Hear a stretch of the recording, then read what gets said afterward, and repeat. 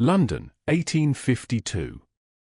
Miss Eleanor Abbott held her breath as Lady Carmichael's finger jabbed at the open newspaper.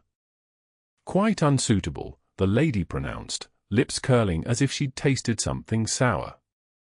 "Any young woman who would risk her reputation by teaching mathematics, of all things, to the daughters of merchants cannot possibly expect to make a respectable match."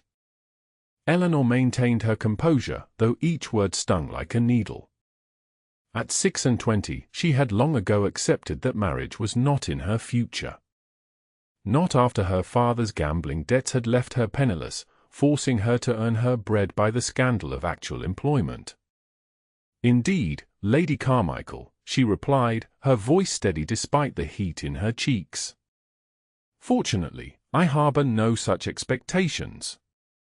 The drawing-room of Harrington House had grown silent, the other ladies pretending absorption in their needlework while straining to catch every word.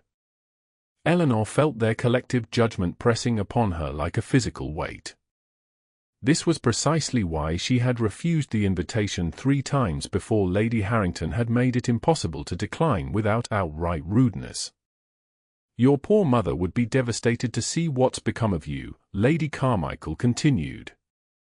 "A gentleman's daughter reduced to," she waved her hand dismissively, "trade." Eleanor's fingernails dug into her palms beneath her gloves. "My mother would have been devastated to see her husband's debts left unpaid.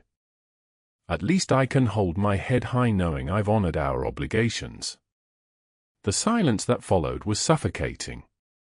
Eleanor knew she had overstepped. Ladies did not speak of money, especially not of the lack of it. Another mark against her in society's ledger of her unsuitability. Lady Harrington cleared her throat. "More tea, Miss Abbott."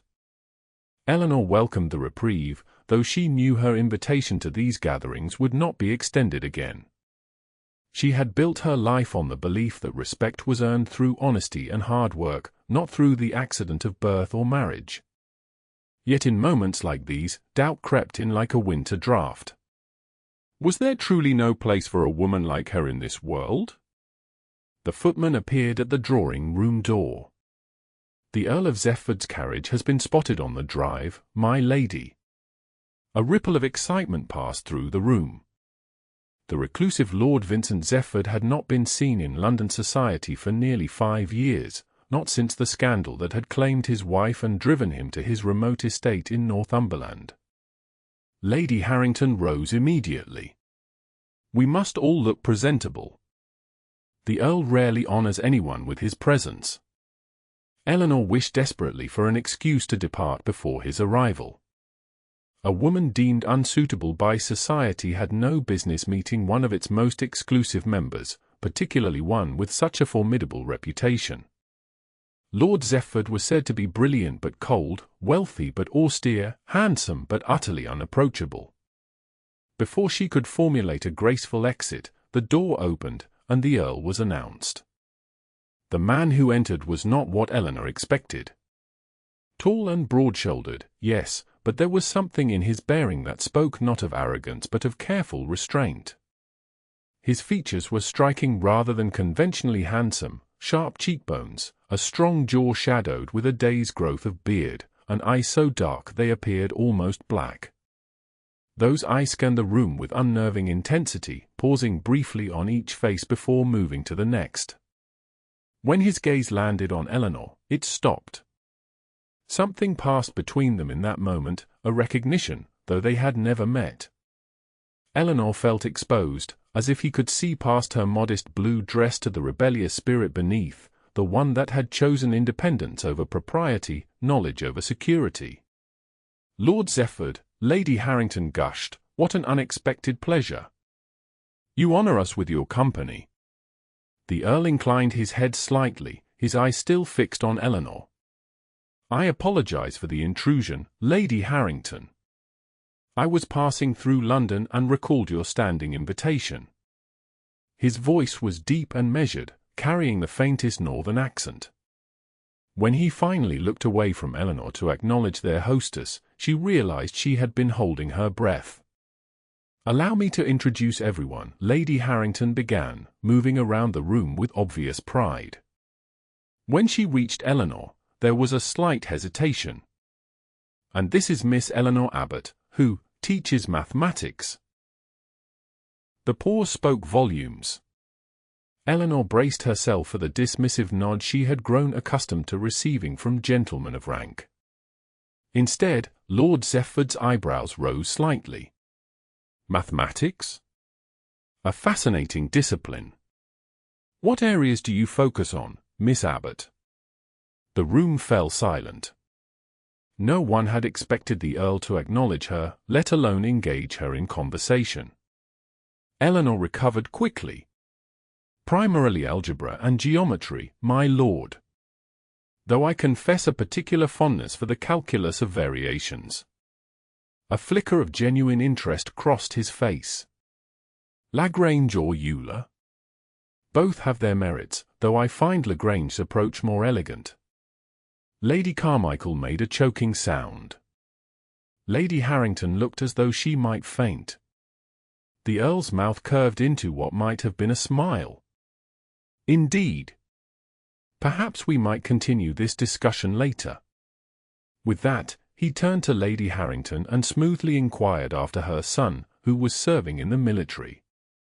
The moment had passed, but Eleanor felt transformed by it. For the first time in years, someone of consequence had seen her not as an object of pity or scorn, but as a person of intellect. She excused herself shortly after, knowing her presence was unwelcome now that a true prize had entered the gathering. As she collected her shawl in the entrance hall, she heard footsteps behind her. Miss Abbott. She turned to find Lord Zephford standing there, his imposing figure silhouetted against the light from the drawing room. You're leaving, he stated. Yes, my lord. I have students expecting me. At this hour. Eleanor hesitated. No. But I have preparations to make for tomorrow's lessons. His eyes studied her face with disconcerting intensity. You left because of me. I left because I do not belong here, she replied honestly. As Lady Carmichael was so kind to remind everyone earlier. And where do you believe you belong, Miss Abbott?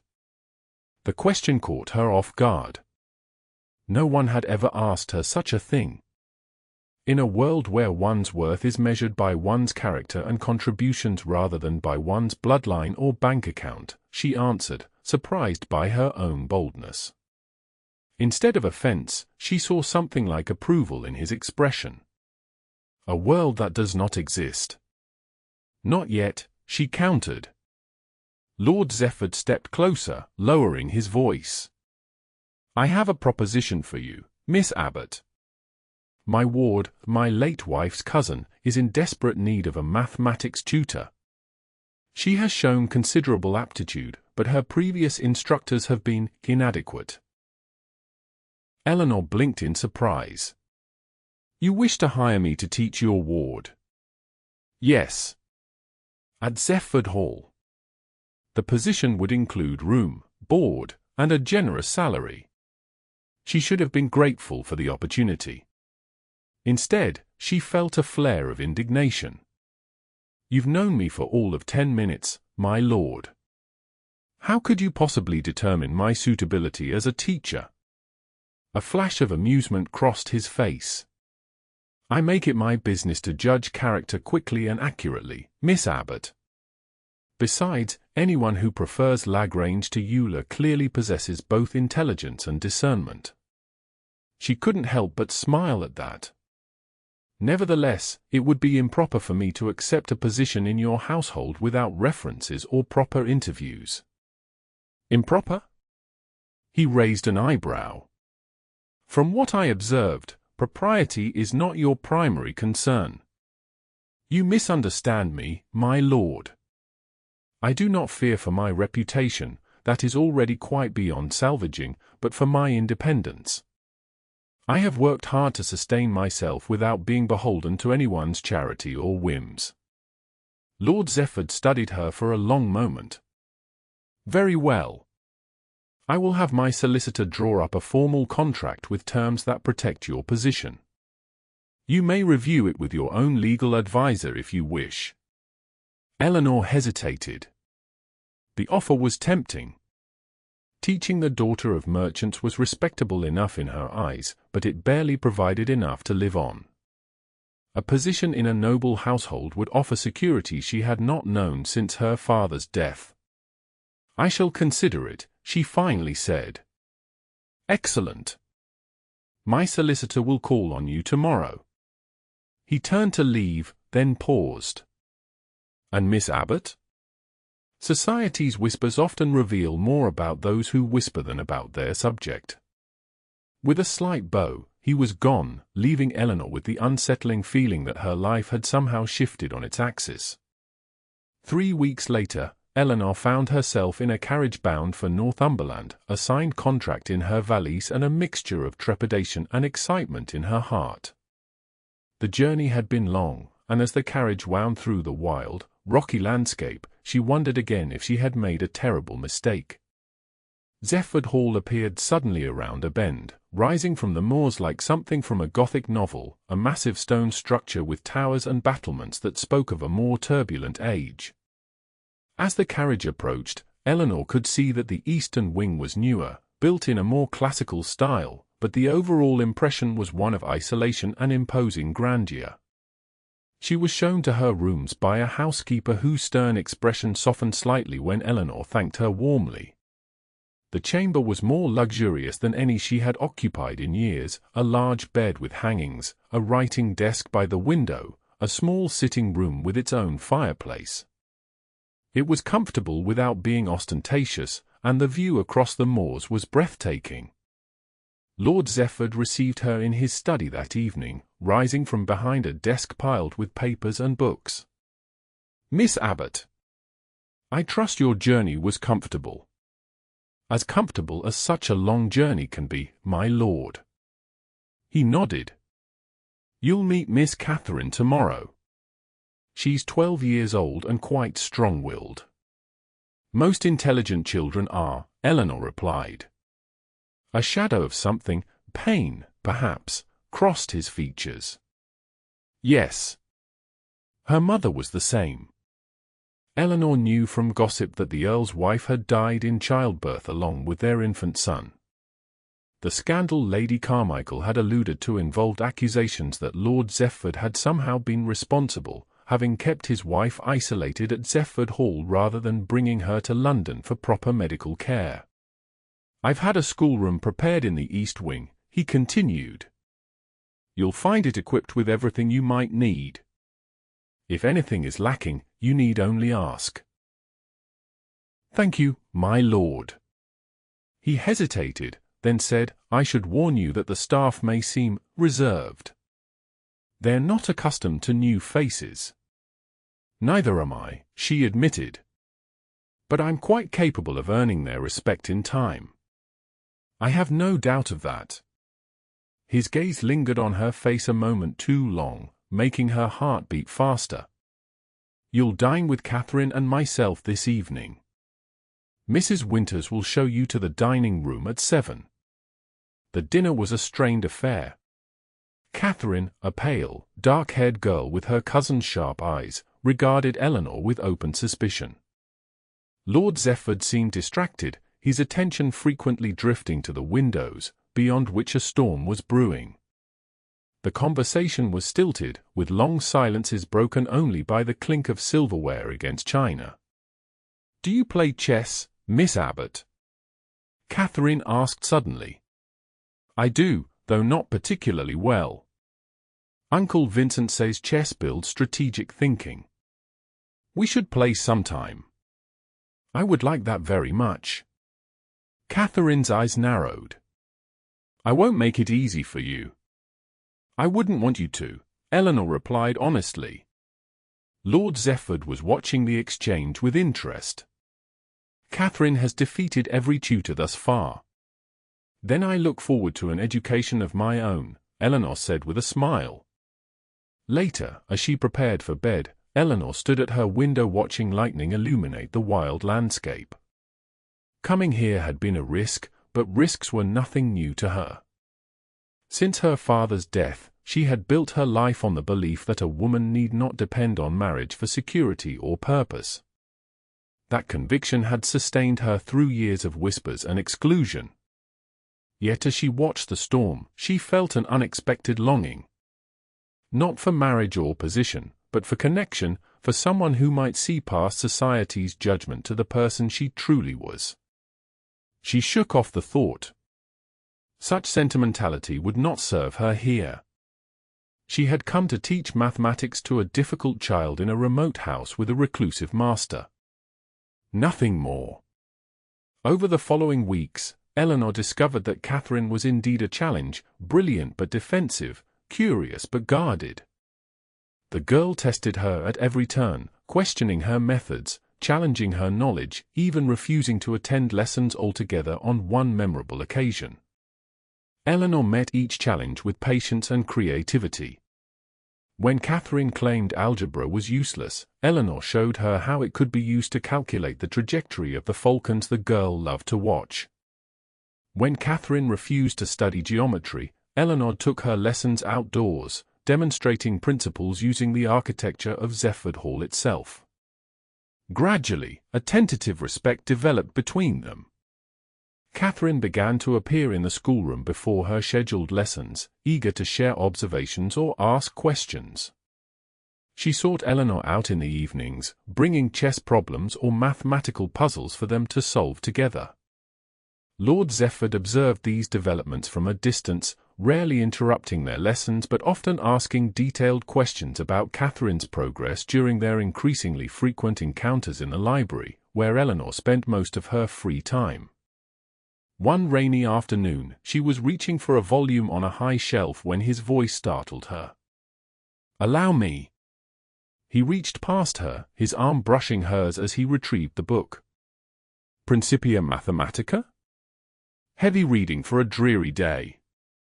"I find Newton's precision comforting when the world outside is chaotic," she admitted, taking the book from him. Instead of moving away, he remained close, studying her face with that intensity that never failed to make her pulse quicken. "You've worked wonders with Catherine," he said. "She speaks of nothing but equations and proofs at dinner. She has a natural aptitude. All I've done is channel it. You underestimate yourself, Miss Abbott." Before your arrival, she refused to engage with any subject for more than a week. You've captured her interest for nearly 2 months now. Eleanor felt a flush of pleasure at his praise. "Perhaps because I don't treat her intelligence as an inconvenience to be managed, but as a gift to be nurtured."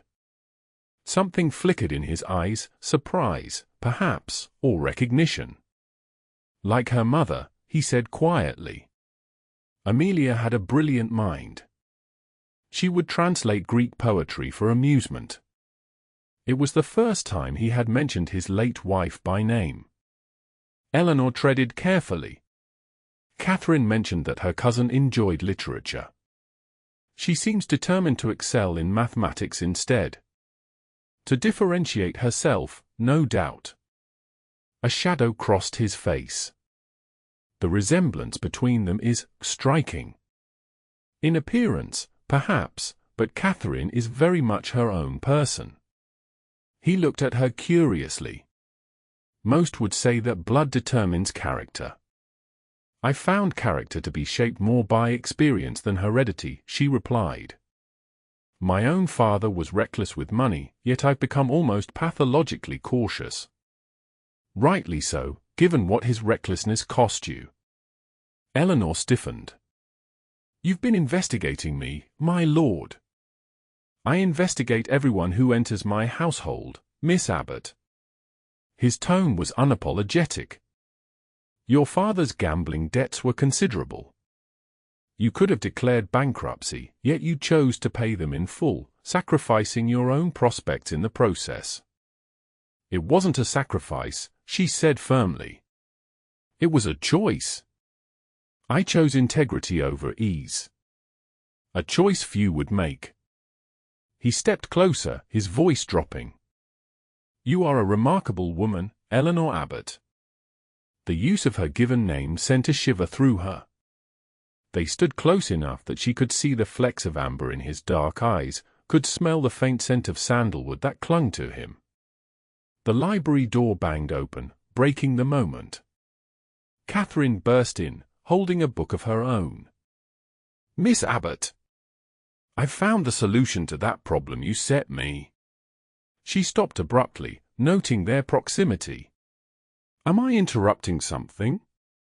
"Not at all," Eleanor said quickly, stepping back. "Your uncle was just helping me reach a book." Catherine looked skeptical but launched into an explanation of her mathematical discovery. Lord Zephford excused himself, but not before his eyes met Eleanor's with a promise that their conversation was merely postponed, not concluded. That night, Eleanor lay awake, troubled by her growing attraction to Lord Zephford. She had always prided herself on her practical nature, her immunity to romantic notions. Yet here she was, her heart racing at the memory of standing close to him in the library, at the way he had said her name. It was foolish. Whatever his interest in her, intellectual curiosity, perhaps, or simple boredom, it could never lead anywhere. She was a paid employee in his household, a woman deemed unsuitable by the very society to which he belonged. More importantly, she had built her identity on independence, on not needing marriage or a man's protection to survive. To abandon that principle for feelings, temporary, irrational feelings, would be to betray herself. With that resolution firmly in mind, she turned over and determinedly closed her eyes. Autumn came to Northumberland in a blaze of colour and driving rain. Eleanor had been at Zephford Hall for 3 months, settling into a routine that brought her unexpected contentment. The staff had warmed to her, Catherine had become an enthusiastic student, and Lord Zephford remained an enigma. Some days he sought her company, engaging her in long conversations about mathematics, philosophy, or literature. Other days he was distant, almost cold, avoiding her presence entirely. These fluctuations left Eleanor constantly off balance, never certain where she stood with him. On one particularly stormy evening, Eleanor was reading in her sitting room when a knock came at her door. She opened it to find Catherine, pale and agitated. "It's Uncle Vincent," the girl said without preamble. "It's happening again." "What's happening?" Eleanor asked, alarmed by the fear in Catherine's eyes. "The anniversary of their deaths. He locks himself in his study and doesn't eat or sleep. Last year he was there for 3 days before Dr. Mercer had to force his way in." Eleanor hesitated. The Earl's grief was not her concern, and intruding would be highly inappropriate. Yet the genuine worry on Catherine's face moved her. "What would you like me to do?" "Talk to him," Catherine pleaded. "He listens to you. Even Mrs. Winter says so." Against her better judgment, Eleanor found herself walking the darkened corridors to Lord Zephford's study. She knocked softly, receiving no answer.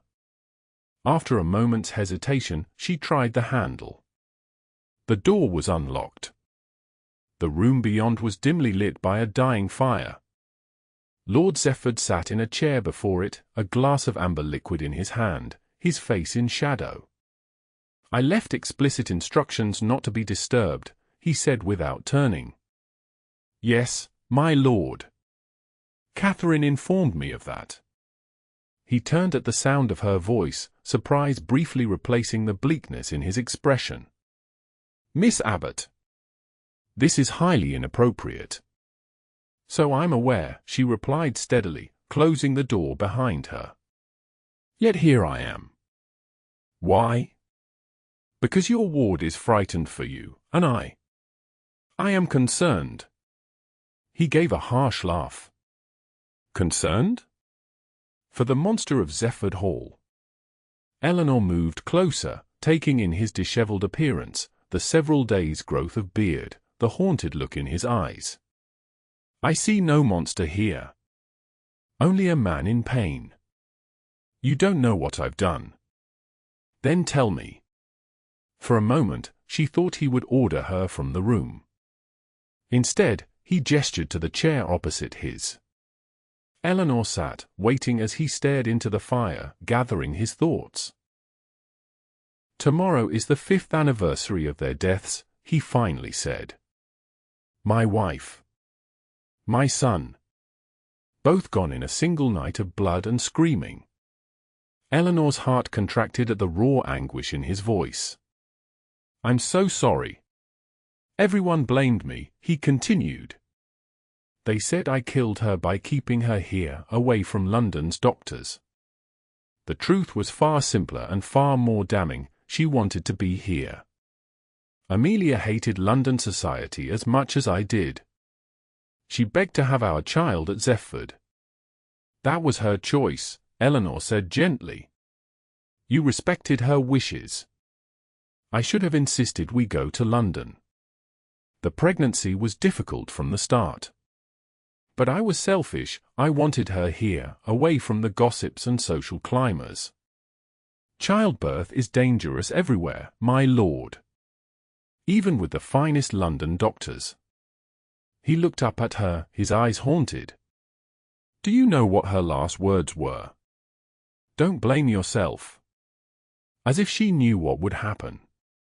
As if she was already preparing me for a life without her. Eleanor moved to kneel beside his chair, forgetting propriety in the face of such naked grief. And have you honored her last request? How can I not blame myself when everyone else does? When I sent for the doctor too late. When I chose isolation over safety. The only choice that matters is the one you make now, she said quietly. Will you honor your wife's memory by destroying yourself, or by living the life she would have wanted for you and Catherine? He stared at her, something shifting in his gaze. Slowly, he reached out to touch her cheek, his fingers warm against her skin. How do you see so clearly what I've been blind to for 5 years? Eleanor's heart raced at his touch, at the vulnerability in his eyes. Perhaps because I'm not blinded by grief and guilt. The moment stretched between them, charged with unspoken feelings. Then, as if coming to his senses, Lord Zephford withdrew his hand and rose abruptly. You should go, Miss Abbott. This is inappropriate. Eleanor stood too, stung by his sudden withdrawal but aware he was right. Of course, my lord. I apologize for the intrusion. At the door, she paused. For what it's worth, I believe your wife would be proud of how you've raised Catherine. She's becoming an extraordinary young woman. Without waiting for his response, she slipped out, her heart pounding, her mind in turmoil. Something had changed between them tonight, and she wasn't certain she was prepared for the consequences. The following morning, Eleanor was surprised to find Lord Zephford at the breakfast table, clean-shaven and composed, though shadows remained under his eyes. Catherine was equally astonished, looking between her uncle and Eleanor with undisguised curiosity. I thought we might visit the South Gardens today, he said to Catherine. Perhaps Miss Abbott would care to join us. The day that followed was one Eleanor would remember for the rest of her life, a day of gentle conversation, of watching Lord Zephford smile at Catherine's enthusiasm, of feeling the warmth of his gaze when it rested on her. They walked the gardens together, 3 figures against the wild backdrop of the moors, and for the first time, Eleanor allowed herself to imagine belonging here, not as an employee but as something more.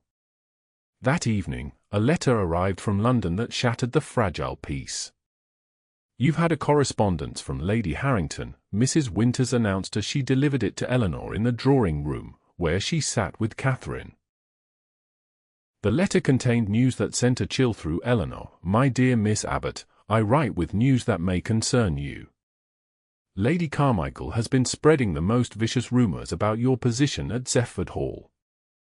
She insinuates that Lord Zephford hired you not for your teaching abilities but for more intimate purposes, and that poor Catherine is being neglected while you ensnare her guardian. Such talk has reached the ears of the bishop, who has expressed concern about the propriety of your situation. I tell you this not to distress you, but to warn you. Your reputation, such as it is, may not survive this latest scandal unless something is done to counter these rumors. With concern, Lady Harrington Eleanor felt ill. It was one thing for society to whisper about her unsuitability for marriage. She had never sought a husband, but quite another to have her professional reputation and moral character impugned. Worse, these rumors implicated Lord Zephford and potentially threatened Catherine's well-being. "Is something wrong, Miss Abbott?" Catherine asked, noting her distress. "Nothing to concern yourself with," Eleanor managed to say. "Just news from London." Later that night, she paced her chamber, trying to decide on a course of action. The honourable thing would be to resign her position immediately, removing herself from Zephford Hall before the scandal grew. Yet the thought of leaving Catherine, of never seeing Lord Zephford again, created an ache in her chest she could not ignore. A knock at her door interrupted her thoughts. When she opened it, Lord Zephford stood there, his expression grave. "May I come in?" It was highly improper, but Eleanor stepped aside to admit him. He remained standing near the door, maintaining a careful distance. "Mrs. Winters informed me that you received a letter that upset you." Eleanor hesitated, then handed him Lady Harrington's note. She watched his face darken as he read it. "I see," he said when he finished. "And you believe the appropriate response is to resign your position?" She stared at him. "How did you know?" "Because I know you, Eleanor. You would sacrifice your own happiness to protect others from scandal." The use of her given name again, so intimate in these circumstances, made her breath catch. "It's the only responsible course of action. My presence here is now compromising you and Catherine." "Is it?" he asked, his voice low. "Or is it simply providing fodder for those who will always find something to gossip about?" "Lord Zephford, Vincent," he corrected. "My name is Vincent." Eleanor looked away, unable to meet his intense gaze. "Vincent, then. You must understand that these rumors will only grow worse if I remain. Unless we give them something else to talk about entirely." She looked up, confused. "What do you mean?" He closed the distance between them, taking her hands in his. "Marry me, Eleanor." She stared at him in shock. "What?" "It's not a romantic proposal, I know," he said, his lips curving in a rueful smile. "But I've never been a romantic man. The fact remains that I admire you more than any woman I've ever known. You've brought life back to this house, to Catherine, to me." Eleanor pulled her hands away, her mind reeling. "You can't possibly be serious. I'm a penniless mathematics teacher deemed unsuitable by every member of your social circle. And I'm a reclusive widower with a reputation for driving my first wife to her death," he countered. "We make a fine pair of societal outcasts." "This isn't a jest, Vincent." "I'm perfectly serious," he insisted. "Think about it logically, if emotion doesn't persuade you. You need security and protection from scandal. I need a companion who doesn't fear me and a mother figure for Catherine. We enjoy each other's company, respect each other's minds, and," he paused, his voice deepening, "I believe there is something more between us. Something worth exploring." Eleanor's heart pounded painfully. Everything he said made a certain logical sense, and yet, "I've built my life on the principle that a woman need not marry to have value," she said quietly. "That independence, though difficult, is preferable to dependence on a man's goodwill. If I married you now, to escape scandal, what would that say about my convictions?" Vincent's expression softened. It would say that principles sometimes evolve when confronted with new evidence. The question isn't whether a woman must marry, but whether she might choose to marry when she finds a partner who values her independence rather than seeking to curtail it. He stepped closer, his hand coming up to cup her cheek. I'm not asking you to give up teaching or mathematics or any part of yourself. I'm asking for the privilege of walking beside you through life, learning from you, challenging you, loving you. The word loving hung in the air between them. Eleanor felt tears stinging her eyes. I need time to think, she whispered. Of course. He withdrew his hand reluctantly. Take all the time you need. My offer stands regardless of your answer. You will always have a place at Zephford Hall, whether as my wife or as Catherine's teacher. After he left, Eleanor sat by the window until dawn, watching the stars fade as she weighed her decision. By morning, she had made up her mind. She found Vincent in his study, where he looked up from his desk with hope and fear warring in his eyes. I have conditions, she announced without preamble. A smile began to form on his lips. Name them. I will continue teaching Catherine. I will establish a school for local children who show mathematical aptitude, regardless of their station or gender. I will publish under my own name. And I will never, never be expected to simper or pretend ignorance to please your social connections. Is that all? He asked, rising from his chair. No, she said, her voice softening. I require honesty between us always, even when the truth is difficult. I want a true partnership, Vincent. Not a marriage of convenience or rescue. He came around the desk to stand before her. And what of love? Do you require that as well? Eleanor hesitated, then met his gaze directly. I believe that may already exist between us, though we've scarcely acknowledged it. His smile was radiant as he took her hands in his. Then we are agreed on all points. Will you do me the honor of becoming my wife, Eleanor Abbott? Not to silence gossip or solve practical problems, but because I have found in you the person I wish to share my life with. Yes, she said simply. I will. Their wedding 3 months later was a small affair attended by Catherine, a few servants, and, surprisingly, Lady Harrington, who had written to Eleanor that she would not miss such a delicious opportunity to witness Lady Carmichael's predictions thoroughly disproven. As Eleanor stood beside Vincent in the small chapel at Zephford Hall, exchanging vows that would bind their lives together, she marveled at the journey that had brought her here. She had entered society believing that independence was her only path to dignity, that marriage would require the sacrifice of her true self. Instead, she had found a man who valued her precisely because she had forged her own path, who saw her supposed unsuitability not as a flaw but as evidence of her strength. As they walked out of the chapel, now husband and wife, Catherine ran up to embrace them both. "Does this mean I should call you Aunt Eleanor now?" she asked. "You may call me whatever you wish," Eleanor replied with a smile.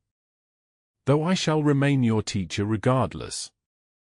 And I shall remain a very dedicated student," Catherine promised, before running ahead to where the wedding breakfast awaited. Vincent took Eleanor's hand, bringing it to his lips. "Are you happy, my love?" Eleanor looked up at him, this man who had seen her worth when society had declared her unworthy, who had offered her not rescue but partnership. "Extraordinarily so," she answered truthfully. "Though I cannot help but think of all those other unsuitable women who may never find what I have found." "Perhaps we can change that," he suggested. "Your school could be just the beginning. With your mind and my resources, who knows what might be possible?" Eleanor felt a surge of hope and purpose. A world where one is judged by character and contributions rather than bloodline or bank account. "Not yet," he quoted her words from their first meeting, his eyes warm with love. "But perhaps someday." She smiled, leaning into him as they walked toward their future, a future neither of them could have imagined 6 months earlier. The whispers of her unsuitability had not stopped, of course, but they had transformed into murmurs of astonishment that the reclusive Earl had chosen such an unconventional bride. Eleanor found she no longer cared what society whispered. She had found her place in the world, not despite her differences but because of them. And in doing so, she had discovered that love, true love, did not demand conformity but celebrated uniqueness. As they entered Zephford Hall together, husband and wife, Eleanor knew with absolute certainty that she had made the right choice, not just for security or respect, but for love. And that, she reflected as Vincent's hand tightened on hers, was the most suitable outcome of all.